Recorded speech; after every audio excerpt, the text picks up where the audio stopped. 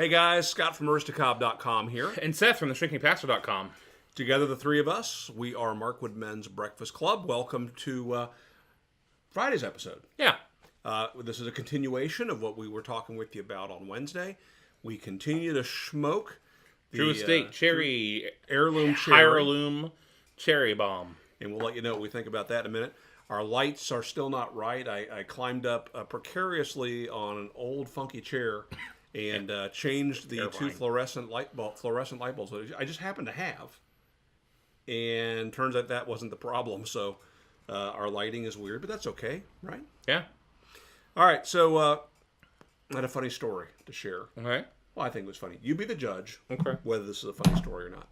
So I mentioned that we were heading down when we went to Florida, that we were going to go through Tampa on our way to visit some friends in Sarasota, our buddies Text and Little C. Little C was very pregnant, and in fact, it turns out she had her baby the day after we were there. Whoa. And one of the conversations we were having with them was names. And they had all these names, first names picked out, but they didn't have last names picked out. I'm sorry, middle names picked out. The last name they had covered. And think about that. And so anyway, my wife is suggesting all these really good names that would go with the names that they had chosen. Max Power. I sat there thinking, and I finally said, Alfonzo. Alfonzo would be an awesome name. Emily Alfonzo Palmer. She gonna be a greaser? I don't know, but I told him, I said, $100 if you name that kid Alfonzo. Middle name is Alfonzo. And I wasn't even forcing my way to the front of the line. I'd take middle name status. That'd be fine. Right. As you do. Yeah. Oh, yeah. So that night, we're actually heading back to our... what are you doing? Oh, that's right. You're drinking that jug. Oh, we were heading back to Orlando, and I pulled out my phone, and I sent a text message, and I sent this one. Remember... Oh, can you see that? It says... remember, Alfonzo equals $100. Now, did you say that you offered them $100? I did. Oh. I did. Remember, Alfonzo equals $100. Well, we heard back the next day. The baby was born. Her weight, her height, all that jazz, and her name. And nowhere in there was Alfonzo. And I was kind of disappointed by that. But, you know, what can you say? 2 days later, I get a phone call. Guy says, hey, I got a text message from your number. It says Alfonzo equals $100. And it just got me curious what that's all about. It turns out the phone number that I had in my phone for their phone was their old North Carolina cell phone number. And the guy who currently has it was interested in making $100. Did you ask him if he had an Alfonzo? I don't know if he was interested in getting an Alfonzo or giving an Alfonzo. Yeah. If he was going to pay the $100 or receive the $100. Yeah, but you should find an Alfonzo to offer this guy. A quick turnaround. Yeah, $100 richer. Yeah, but I would be short one Alfonzo, which is part of the problem. Yeah, you know me. I like to collect my Alfonsos. Other things you collect. And we could talk about that for days. Let's not. Okay. So anyway, that was funny. I mean, I thought it was funny. Was that funny, son? Yeah. There we go. Relatively. Well, why don't you tell me something funny? Well, I don't have anything funny to tell you. So don't you sit in judgment of me. I don't have anything funny to tell you. I did have a ISIS. I'm going to show you guys something. This is a... So... Where do you start with the story? Guess at the beginning. It's a very good place to start. For years, we have traveled over to Gatlinburg, which is in Tennessee in the mountains, the Smoky Mountains. There's also, what's the neighboring? Dollywood is there.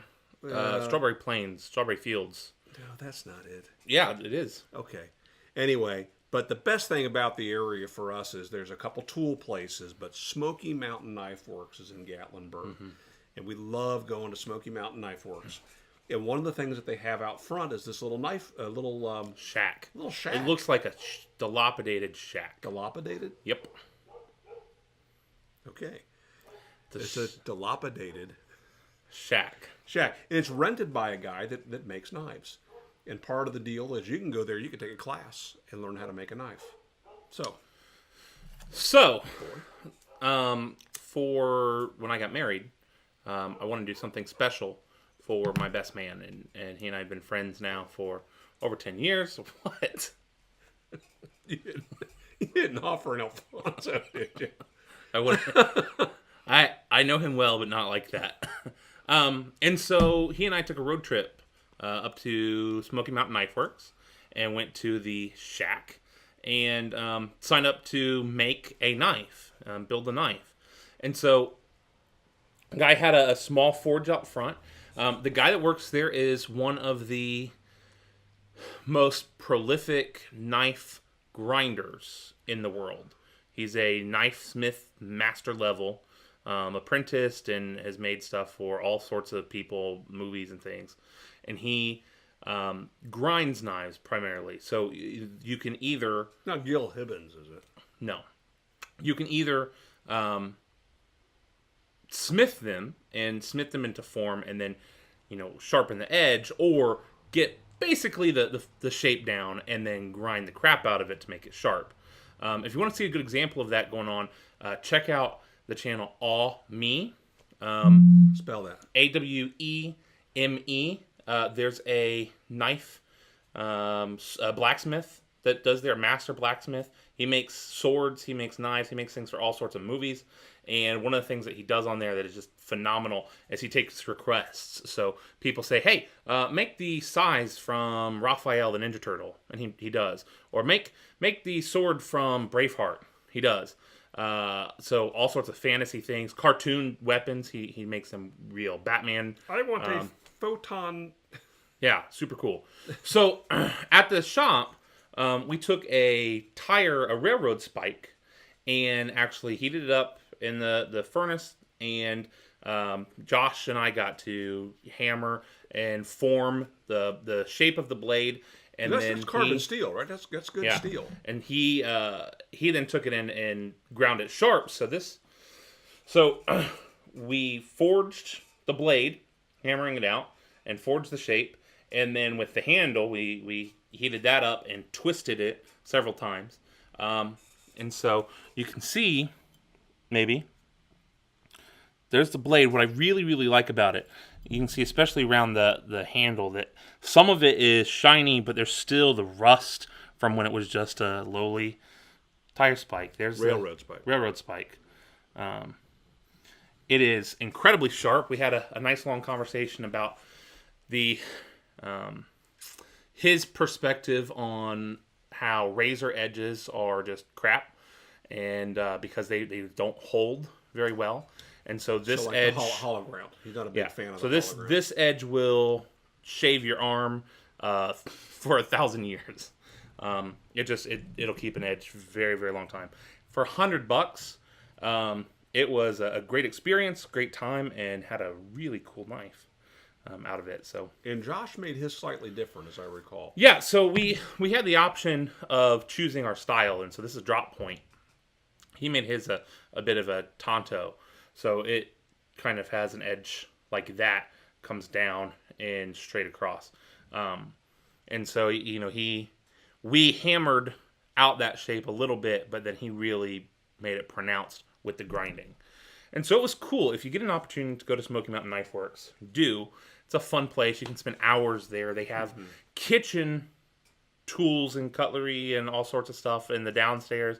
They have swords, and they have replica. They've got all the cheapy knockoff weapons that are so much fun. And then they have for $20 you can walk out with a pocket full of Chinese throwing stars stuff. Or you can get a claymore, or like a lot of the things that you can get for that cheap. You can get it. It has the component parts. They might be kind of crappy, But with a little bit of engineering, a little bit of woodworking, whatever, you can make it nice. We've purchased some $20 swords that require reworking on the handle because the glue gets loose and you need to really tighten it down. But with a little bit of love, you couldn't make a sword. You can get the from parts scratch. Oh. For that price. No. So if you're ever driving through, it's a great stop, a great place to stretch your legs. Not far off of I-40. Yeah, Not far at all. We're going to be going up to from Greensboro, North Carolina to Paducah, Kentucky, and we drive through there every time. And I try to encourage a stop there as often as I can, but my wife and wallet sometimes don't allow for it. So they've got all the normal places too, Spyderco and Gerber and all the other places, or other than knife brands. So quick question for you, because we are going to be taking off on a vacation shortly together. We're going to be going, picking Boy and his family up in Paducah, and then we're going to be driving on ultimately to Denver, Colorado, taking many days to get there, stopping off at some neat tourist traps, and then taking a route back that is different so we can go through some other neat things, and we'll talk about those in the future. But have you ever done anything like this? Have you ever gone to a place like Smoky Mountain Knife Works where you got to get your hands on and do something interesting? I know that some of you have, because I've seen a few samples of that. But if you have, leave that in the comments. Let us know where you went and what you did. Yeah, even if it's something as simple as like going to a cook your own dinner class. I know people that do that all the time. That stuff is cool.